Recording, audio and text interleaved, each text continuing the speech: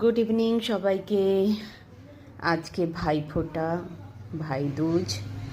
তো সবাই, যত আমার ভাইরা আছে সবাইকে আমার শুভকামনা, বোনেদেরকেও শুভকামনা। তো আজকে চলে এলাম একটা নিরামিষ থালি নিয়ে।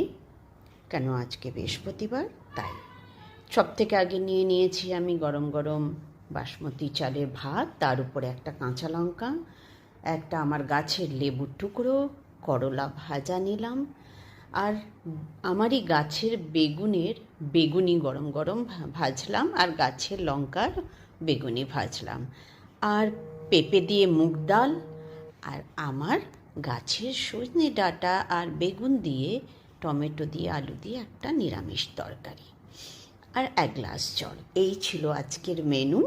তো তোমাদের কেমন লাগলো জানিও, আর আমার চ্যানেলটাকে সাবস্ক্রাইব করো। টাটা।